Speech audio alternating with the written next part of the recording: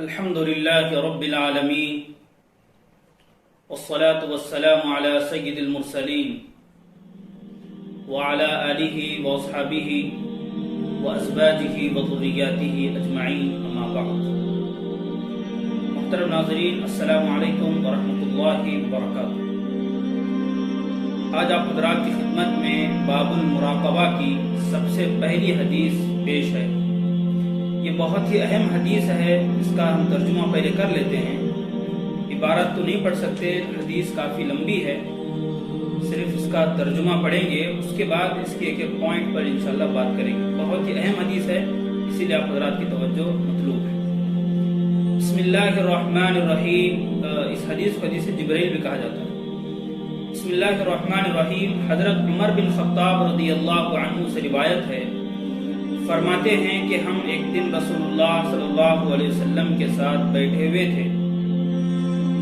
ایک آدمی بہت سفید کپڑے والا اور نہایت کالے بال والا شخص آیا. اس پر کہیں سے سفر کے نشانات نہیں تھے اور ہم میں سے اس کو کوئی جانتا بھی نہیں تھا. وہ آ کر نبی پاک صلی اللہ علیہ وسلم کے سامنے بیٹھ گیا اور آپ کے گھٹنوں سے اپنے گھٹنے ملا کر بیٹھے اور اپنے ہتھیلیوں کو رسول اللہ صلی اللہ علیہ وسلم کے زانوں پر رکھا اور کہا، یا محمد اخبرنی عن الاسلام، کہ اے محمد اسلام کے متعلق بتائیں. رسول اللہ صلی اللہ علیہ وسلم نے فرمایا، اسلام یہ ہے کہ آپ کہیں اشہد ان لا الہ الا اللہ وان محمد رسول اللہ، کہ اللہ کے علاوہ کوئی معبود نہیں اور حضرت محمد صلی اللہ علیہ وسلم اللہ کے رسول ہیں. نماز قائم رکھو، زکوٰۃ ادا کرو، رمضان کے روزے رکھو، اور اگر بیت اللہ کا حج کرنے کی طاقت ہو، استطاعت ہو تو کرو. پھر اس نے کہا صدقت، آپ نے سچ کہا. حضرت عمر فرماتے ہیں ہمیں بڑا تعجب ہوا کہ وہ سوال بھی پوچھ رہا ہے اور تصدیق بھی کر رہا ہے. پھر پوچھا فاخبرنی عن الایمان، اب ایمان کے متعلق بیان فرمائیں.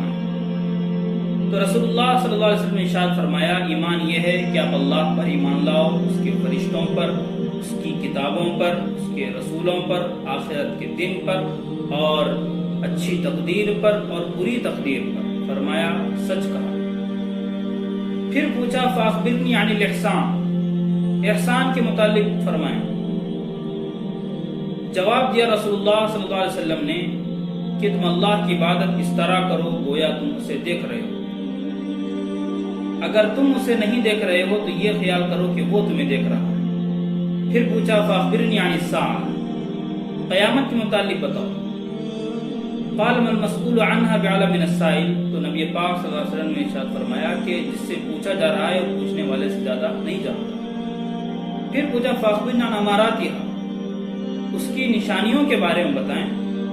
فرمایا کہ باندی اپنے آقا کو جنے گی اور آپ دیکھیں گے ننگے پیر والے، ننگے بدن والے، بکریوں کے چرواہے تعمیرات کرنے میں ایک دوسرے کا مقابلہ کریں گے. پھر وہ چلا گیا. تو تھوڑی دیر ہوئی تھی، رسول اللہ صلی اللہ علیہ وسلم نے ارشاد فرمایا، یا عمر اتدری من السائل، جانتے ہو کون تھا؟ میں نے کہا اللہ اس کے رسول بہتر جانتے ہیں. تو پھر نبی پاک صلی اللہ علیہ وسلم نے ارشاد فرمایا، یہ جبرائیل تھے جو تمہارے پاس تمہارا دین سکھانے آئے تھے. یہ روایت امام مسلم رحمۃ اللہ علیہ نے اپنی صحیح میں بیان فرمائی. بڑی لمبی روایت ہے، اس کا ترجمہ حضرات کی خدمت میں ہو گیا. سب سے پہلے اس حدیث کی تشریح پر، پہلے تمہید پر ہم روشنی ڈالیں.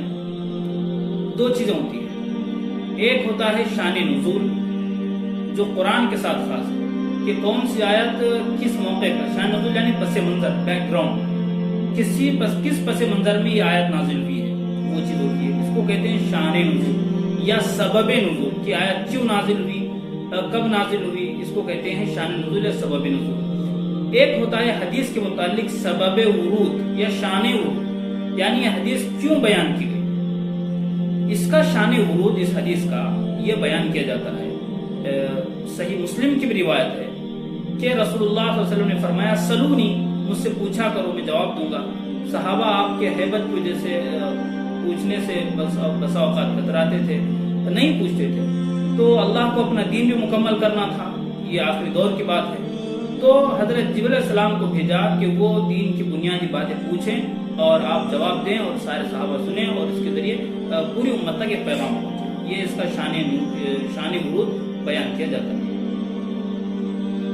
ایک شان ورود یہ بھی بیان کیا جاتا ہے کہ اللہ رب العالمین نے سادہ پارے میں بات بیان فرمائی، لا تسألوا عن شیء تبد لکم تسؤکم، کہ ایسی چیزوں کے بارے میں مت پوچھو اگر اس کا جواب دیا جائے تو تمہیں برا لگے. بعض نے کہا یہ بھی ہو سکتا ہے کہ اس آیت کی وجہ سے بہت سے حضرات نے، بہت صحابہ نے یہ سمجھا کہ کوئی ہم بات پوچھیں گے، ہم تو اس کو اچھے سمجھ رہے ہیں، اگر وہ اچھی نہ ہو تو پھر اس کے خلاف جواب آ جائے تو پھر یہ مناسب نہیں ہے. تو اس سے بھی صحابہ بچ رہے تھے. تو اللہ رب العالمین نے حضرت جبرائیل کو انسان کی شکل میں دیا کہ جاؤ جا کر سوالات کرو، اور پھر وہ پوری حدیث یہاں پر آپ حضرات کی زبان میں پڑھی گئی، اس کا ترجمہ پڑھا گیا. اب ایک چیز پر ہم انشاءاللہ کوشش کریں گے روشنی ڈالنے کی. First of all, let me clear one thing, that this hadith is very important, most comprehensive, and has many questions and has many answers. یہ حدیث جو ہے بہت ہی اہم ہے اور ہو سکتا ہے کہ اس میں 2 سے 4 ہفتے بھی لگ جائیں بیان کرنے میں. تھوڑا ڈیٹیل میں زیادہ نہیں، تھوڑا ڈیٹیل میں ہم لوگ اس میں جائیں گے، ایک چیز کو اس کی پڑھیں گے. کیونکہ جیسے قرآن پاک کے اندر سورۃ الفاتحہ کے اندر جو عناوین ہے، جو موضوعات ہے، ان موضوعات کو دیکھ کر مفسرین نے سورۃ الفاتحہ کو ام القرآن کہا. ام کہتے ہیں اصل چیز کو، جڑ کو. جیسے ماں کو بھی عربی میں ام کہا جاتا ہے کیونکہ وہ اصل ہوتی ہے اولاد کی. تو ام القرآن یعنی قرآن کی بنیاد، قرآن کی جڑ. یعنی پھر قرآن کے جو موضوعات ہے وہ گویا کہ سارے کے سارے اس کے اندر ہے، سورۃ الفاتحہ کے اندر ہے، اس کو ام القرآن کہا. اور بعض محققین نے، علامہ ابن حجر رحمہ اللہ اور علامہ قرطبی نے اس حدیث کو یہ کہا کہ یہ ام السنہ ہے.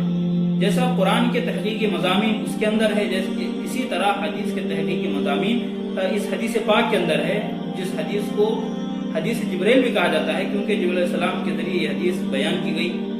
مطلب جو سوال و جوابات ہے کی شکل میں یہ حدیث ہے، وہ حدیث آئی، اسی لیے اس کو ام السنہ بھی کہا جاتا ہے.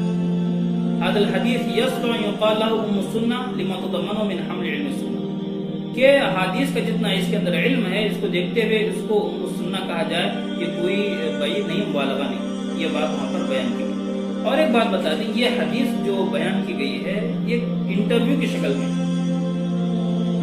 آپ سے سوال کیے گئے، آپ نے جواب دیے، یہ ایک انٹرویو کی شکل میں ہے. اور یہ بات ہمارے ذہن میں ہے کہ جو انٹرویو ہوتا ہے تو سمجھنا آسان ہو جاتا ہے. یعنی کوئی ایک سوال کرے، کوئی دوسرا جواب دے.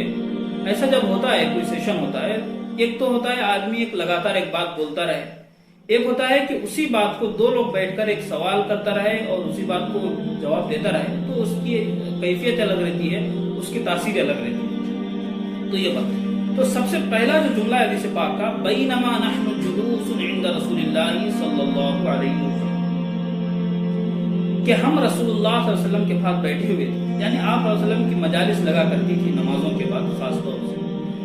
ایک بات ہم یہاں پر کلیئر کر لیں کہ صحابہ کرام رضی اللہ عنہم کا یہ معمول تھا کہ کوئی وقت ان کا ضائع نہیں ہوتا. اور رسول اللہ صلی اللہ علیہ وسلم کا خود جو کہ وقت کے نبی تھے، آپ کو کیا تو گھر میں ہوتا تھا گھر کے کام کاج کے لیے، یا پھر مسجد میں صحابہ کے لیے آپ وقت دیتے تھے، یا کسی کی عیادت کے لیے چلے جاتے تھے، یا پھر کوئی دوسرے کام میں. یعنی دینی مسئلات سے ہٹ کر آپ کا کوئی کام نہیں ہوتا. یعنی کوئی بھی ایک بھی لمحہ آپ کا بغیر طاعت کے نہیں ہوتا. یہ اسوہ ہے رسول اللہ صلی اللہ علیہ وسلم کا. اور اس کے بعد صحابہ رضوان اللہ تعالی علیہ اجمعین نے بھی یہ بتایا کہ ٹائم کو ضائع نہیں کرنا ہے. لیکن آج ہم اپنی کیفیت دیکھیں، اپنی حالت دیکھیں، کتنا ہم وقت ضائع ہو رہا ہے، کتنا ہم لوگ وقت ضائع کرتے ہیں فضول کاموں میں. اصل ہر آدمی کہتا ہے میرے پاس ٹائم نہیں ہے. یہاں پر ایک چیز ہم سمجھیں کہ سب سے اہم چیز کیا ہے. ایک اس کو اصول کہہ لیں، رول کہہ لیں، پرنسپل کہہ لیں. ہمارے ساتھ مسئلہ کیا ہے کہ ہم نے غیر ضروری کاموں کو اپنے لیے ضروری بنا لیا. اور ایک بار ریپیٹ کر رہا ہوں، غیر ضروری کاموں کو ہم نے اپنے لیے ضروری بنا لیا ہے. تو یہی وجہ ہے کہ ہمارے پاس ٹائم نہیں ہے، ہمارے پاس وقت نہیں ہے. اور ہم اپنا جو وقت ہے، زیادہ وقت جو خرچ کرتے ہیں وہ سوشل میڈیا پر ہے، موبائل پہ، لیپ ٹاپس پہ. دیکھیے موبائل چلانا، سوشل میڈیا کا استعمال کرنا یہ چیزیں غلط نہیں ہیں. ہر چیز کی ایک حد ہوتی ہے، ہر چیز کی ایک لمٹ ہوتی ہے. اگر اس لمٹ کو ہم کراس کریں گے تو گویا ہم اپنے مقصد سے ہٹ رہے ہیں. کسی نے بہت ہی اچھا جملہ کہا ہے، the mobiles and laptops and computers and tablets are just to save our time, just to protect our time, but very sorry we waste our time on social media, by mobile, by laptop, by tablets. بڑی اچھی بات کہی کہ mobile اور لیپ top اور tablets کا کام یہ ہے کہ ہمارا وقت اس کے ذریعے بچے. جس نے ایجاد کیا اس کا مقصد یہ تھا کہ اس کے ذریعے انسانوں کا وقت بچے. لیکن افسوس کی بات ہے، لمحہ فکریہ ہے کہ ہم اپنا زیادہ وقت اسی پہ ضائع کر رہے ہیں. یہ تو بہت بڑا المیہ ہے کہ جو چیز آئی تھی ہمارے وقت کو بچانے کے لیے، ہم نے اس چیز پر اپنا اتنا وقت لگا دیا کہ جو اصل چیز تھی وہی ہم سے چھوٹ گئی. تو یہ بڑا المیہ ہے. ہم اپنے وقت کا صحیح استعمال کریں. دوسری بات کہ رسول اللہ صلی اللہ علیہ وسلم سے صحابہ کرام ہر بات پوچھا کرتے تھے، اور یہاں سے ہم کو نقطہ معلوم ہوتا ہے کہ عوام کا اور علماء کا آپس میں گہرا تعلق ہونا چاہیے. کیونکہ عوام کا علماء سے تعلق نہیں رہے گا تو پھر دین کی بنیاد پر چلنا، دین پر چلنا، یہ کام انسان کے لیے مشکل ہو جائے گا. جیسا ایک بیمار شخص کے لیے ڈاکٹر کے پاس جانا ضروری ہے، اسی طرح دین پر چلنے کے لیے علماء سے تعلق ہونا، داعیان دین سے، علماء دین سے تعلق ہونا ضروری ہے. اب کوئی آدمی یہ نہیں کہ ہر چیز تو گوگل میں مل جاتی ہے، یوٹیوب پہ مل جاتی ہے، اس سے کوئی انکار نہیں ہے. لیکن علماء دین کا انکار نہیں کیا جا سکتا، علماء کا انکار نہیں کیا جا سکتا. کیونکہ صرف اگر چیز لکھی ہوئی ہونا کافی ہوتا تو پھر اللہ رب العالمین صرف قرآن کو نازل کرتے اور لوگوں سے کہتے کہ اپنے اعتبار سے اس کو پڑھو اور اس کا سمجھو اس کا مطلب کیا ہے. لیکن اللہ نے قرآن کے ساتھ صاحب قرآن کو بھیجا، قرآن کے ساتھ صاحب قرآن کو بھیجا کہ ان کی رہنمائی کی جائے. صرف لکھی ہوئی چیز کا پڑھ لینا کافی نہیں ہے، بلکہ اس کو دل کی گہرائیوں تک اتارنا، اور اتارنے کے جو ذرائع ہیں اور خاص طور سے علماء دین، ان کے ساتھ مل کر رہنا بہت ضروری ہے، ان سے تعلق ہونا ضروری ہے. یہ بات کسی عصبیت میں آ کر ہم نہیں کہہ رہے ہیں، ایک نیچر ہے کہ جو جس چیز کا ماہر ہے اس سے ہمارا تعلق ہونا چاہیے. ڈاکٹر ایک ماہر ہوتا ہے بیماریوں کو ٹھیک کرنے میں، اس سے ہمارا تعلق ہوتا ہے. ایک لائر ہے وہ قانون کا ماہر ہوتا ہے، اس سے ہمارا تعلق ہوتا ہے. تو اسی طرح دین کے معاملے میں ہمارا تعلق علماء دین سے ہونا نہایت ہی ضروری ہے، اور اس دور میں کہہ لیں تو بہت ہی ضروری ہے. کیونکہ بہت سے ایسے ویب سائٹس ہیں، بہت سے چینلز ہیں جو نام تو دین کا رکھے ہیں لیکن دین کے خلاف اس کو استعمال کر رہے ہیں. تو ان چیزوں سے بچنے کا واحد راستہ جو ہے، اپنے محلے کی مسجد کہہ لیں، اپنے گاؤں کے امام صاحب کہہ لیں، عالم صاحب کہہ لیں، ان سے رشتہ ہونا، ان سے تعلق ہونا بہت ضروری ہے.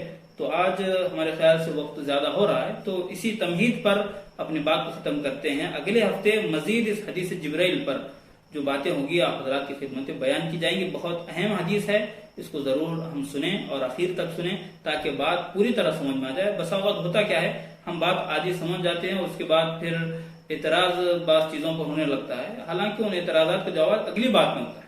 تو ہم جو بھی بات ہے وہ پوری سننے کی کوشش کریں، پھر کوئی اشکال ہو تو پھر وہ بات کی بات ہے. تو اسی بات پر ہم اپنے درس کا اختتام کرتے ہیں. وآخر دعوانا ان الحمد للہ رب العالمین.